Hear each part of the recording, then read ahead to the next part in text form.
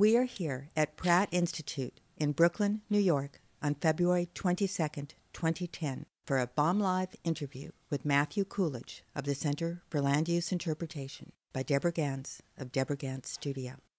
This BOMBlive is part of the series In the Open, Art and Architecture in Public Spaces, sponsored by Carrie Brown Epstein, Stephen Epstein, and the New York State Council on the Arts, a state agency. Welcome. I love your logo. It has this gloss of officialdom in this reduced way. It's a globe, but it's just longitudinal lines and latitudinal lines, and then it says the Center for Land Use Interpretation around it. You know, it's as good as the UN's.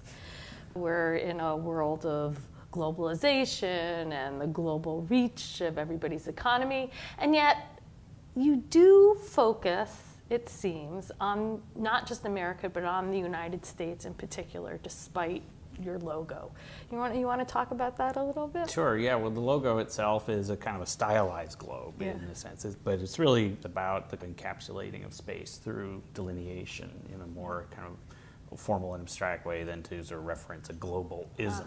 Because everything that we deal with is about lat-long, it's about locational space. It's about being able to point out phenomenon by describing distinct sites. So the locatability, this kind of contraction of space to locatable points, is one of the essences of our practice, but also about the logo. It seems a matter of a desiring to locate a landscape, almost more than being able to locate it, because you actually deal with some landscapes that are hard to locate in certain ways, that have a more ambiguous perimeter geography.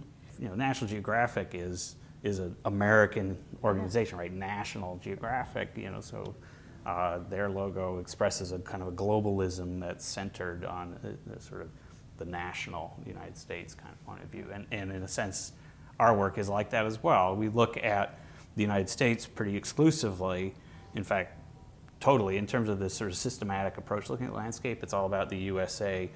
And in terms of what you're looking at, though, a lot of them are artifactual, disused, the industrial sublime. Well, I don't know. What kinds of themes we address come out of the particular projects we engage in. So there's, depends on the project.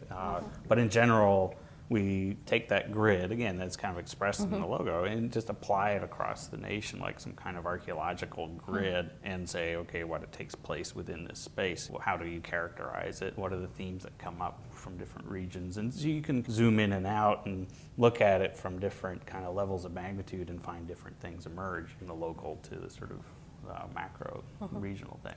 Part of our sort of mandate's always been to have these kind of nodal points to look at different regional issues. And we developed the Houston site with the University of Houston and a few other partners to focus on things related to the Gulf Coast and to look at related issues of oil especially.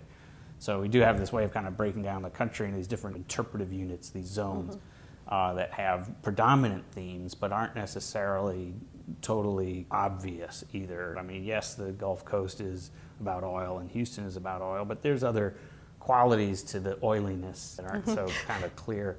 And so the themes are not necessarily concrete, you know, certain didactic, clear-cut things. They're sort of zonal, regional essences rather than applied rules. You started in California with your original office, but you now have regional outposts. You have one in Troy, you have one in the Mojave Desert. You have a project, I don't know what stage it's at, to have a museum of landscape. Is there a way, how do you see these different regions and nodal point? Is it opportunistic? Is there a great CLUI map in your head that you want to fill out? Yeah, there's always been a kind of a map, but how it actually emerges, again, isn't this imposed view that we're trying to sort of prove by looking at the landscape.